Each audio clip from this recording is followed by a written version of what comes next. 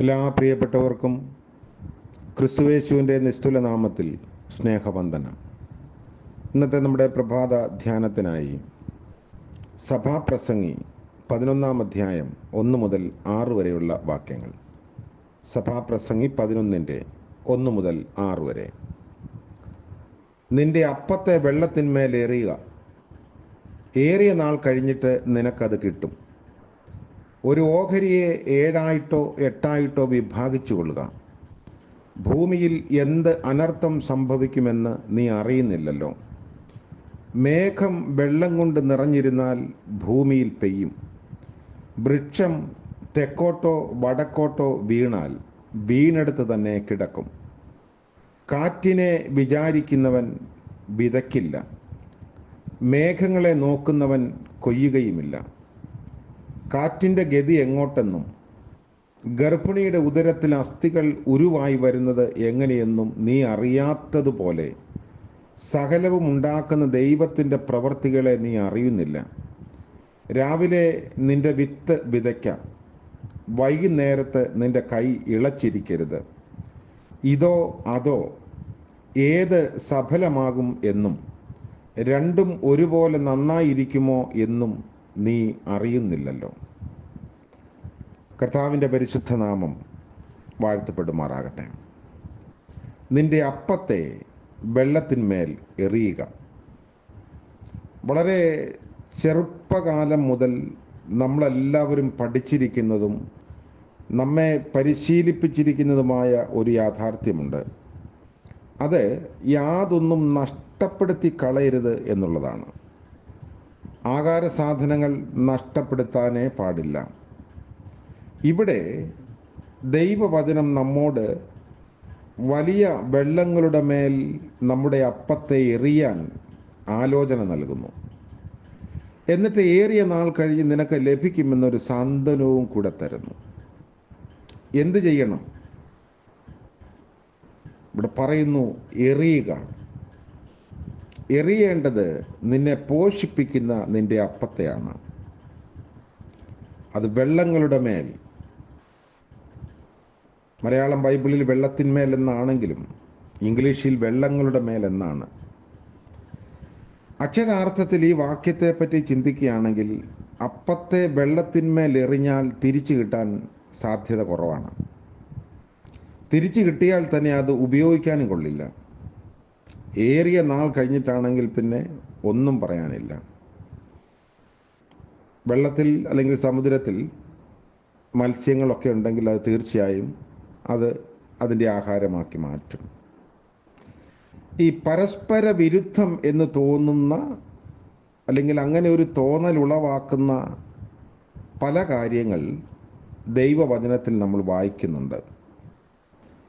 കർത്താവ് പറഞ്ഞു, ജീവനെ കളഞ്ഞാൽ അത് നേടും. ജീവനെ നേടുന്നവൻ അതിനെ നഷ്ടപ്പെടുത്തും. ദുഃഖിക്കുന്നവർ ഭാഗ്യവാന്മാർ. ഇങ്ങനെയൊക്കെ നമുക്ക് ഒരു കോൺട്രഡിക്റ്റായിട്ട് തോന്നുന്ന കാര്യങ്ങൾ ദൈവവചനത്തിലുണ്ട്. ആത്മീയ അർത്ഥത്തിൽ ഇതിനെപ്പറ്റി ചിന്തിച്ചാൽ നമ്മെ അനുദിനം പോഷിപ്പിക്കുന്നതും ജീവിപ്പിക്കുന്നതും എഴുതപ്പെട്ടതുമായ ദൈവവചനത്തെ എറിയുക എന്നാണ്. അതിൻ്റേതായ സമയത്ത് അത് ക്രിയ ചെയ്ത് ജീവനുള്ള ആത്മാക്കളായി തിരികെ ലഭിക്കും. ഞാൻ ജീവൻ്റെ അപ്പമാകുന്നു, എന്നെ തിന്നുന്നവൻ എൻ മൂലം ജീവിക്കും. നിന്റെ വചനങ്ങളെ കണ്ടെത്തി ഞാൻ ഭക്ഷിച്ചിരിക്കുന്നു.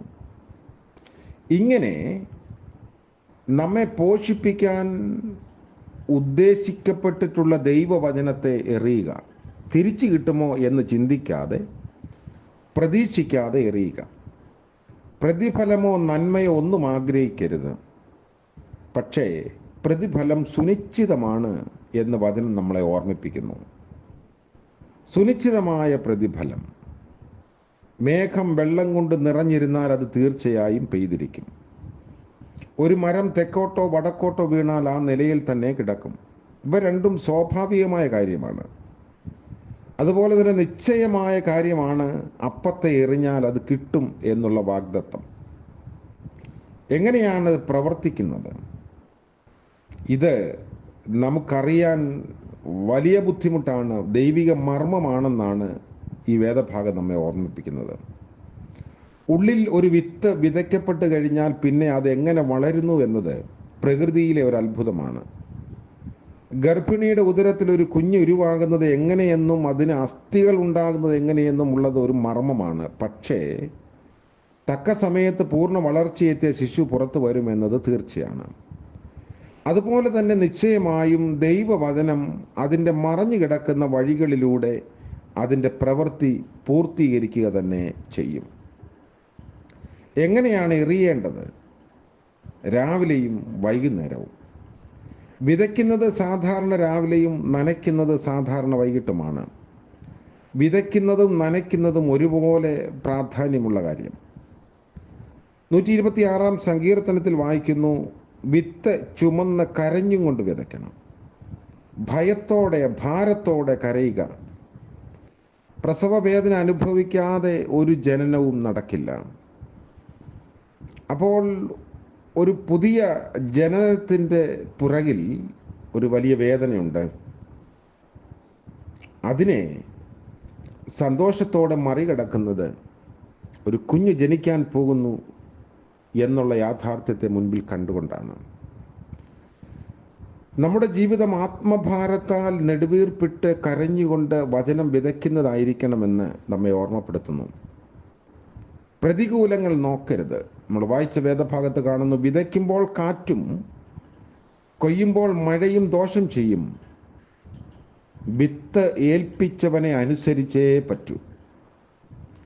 പ്രതികൂലങ്ങൾ ഒഴിയാൻ കാത്തിരുന്നാൽ ഒരിക്കലും ചുമതല നിറവേറ്റാൻ കഴിയില്ല. കൊയ്ത്ത് സഫലമാകുവോളം തീരാത്ത ഒരു ഭാരം നമ്മുടെ നെഞ്ചിലുണ്ടാവും. ഏതൊരു വിതക്കാരൻ്റെയും നെഞ്ചിൽ അതുണ്ട്.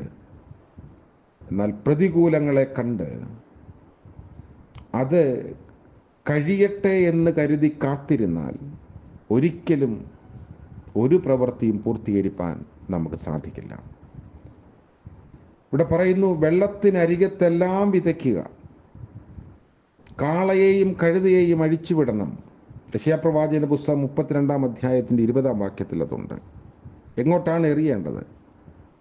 നനവുള്ളിടത്ത് വിതച്ചാൽ ഫലം തീർച്ചയാണ്.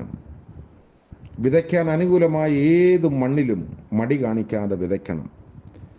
നിരാശയുടെ, ഏകാന്തതയുടെ, ഭയത്തിൻ്റെ, ശോധനയുടെ ഒക്കെ അനുഭവങ്ങളിൽ കൂടി കടന്നു പോകുന്ന അനേക ജീവിതങ്ങളുണ്ട്. തക്ക സമയത്ത് വചനത്തിൽ നിന്ന് തക്കതായ വാഗ്ദത്തങ്ങൾ നൽകി വിതയ്ക്കണം.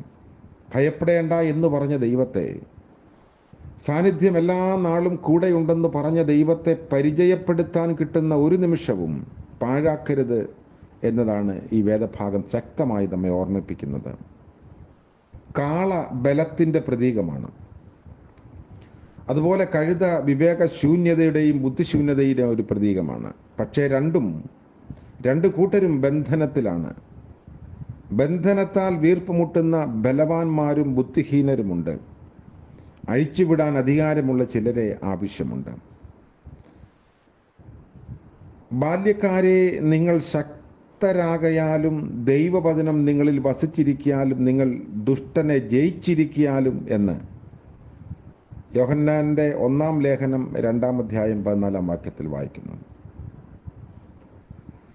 പിന്മാറ്റ ജീവിതങ്ങളെ ഉദ്ധരിക്കുക, തരിശ് നിലങ്ങളെ ഉടയ്ക്കുക, ഉഴുത് നിരപ്പാക്കുക, നിലം കീറി കട്ടയുടച്ച് നിരപ്പാക്കുക. അത് വിത്ത് വിതയ്ക്കുന്നതിന് മുൻപ് ചെയ്യേണ്ട കാര്യമാണ്. കഠിന ഹൃദയങ്ങളെ ഒരുക്കപ്പെട്ട ഹൃദയങ്ങളാക്കുക. വചനത്തിൻ്റെ പ്രവർത്തനത്താൽ നുറുങ്ങുന്ന ഹൃദയങ്ങളാകുന്ന അനുഭവങ്ങളുണ്ട്. ഹൃദയത്തെ താഴ്ത്തി ഉടച്ച് വിനയപ്പെടുത്തുന്ന അനുഭവങ്ങളുമുണ്ട്. ഒരുക്കപ്പെട്ട ഹൃദയങ്ങളിലാണ് 30, 60, 100 മേനി വിളയുന്നത്. ഏത് തരത്തിൽ ഒരുക്കപ്പെട്ട ഹൃദയമാണോ അതനുസരിച്ചാണ് ദൈവവചനം ക്രിയ ചെയ്യുന്നത്. ആവർത്തന പുസ്തകം 32 അധ്യായം നമ്മൾ വായിക്കുമ്പോൾ, ദൈവവചനം മഞ്ഞുപോലെയും ഇളം പുല്ലിന്മേൽ പൊടിമഴ പോലെയും സസ്യത്തിന്മേൽ മാരി പോലെയും പെയ്യും. മഴ വന്നു വീഴുന്ന സസ്യത്തിൻ്റെ താങ്ങാനുള്ള കഴിവനുസരിച്ചാണ് മഴയുടെ ഗതി ദൈവം നിയന്ത്രിക്കുന്നത്.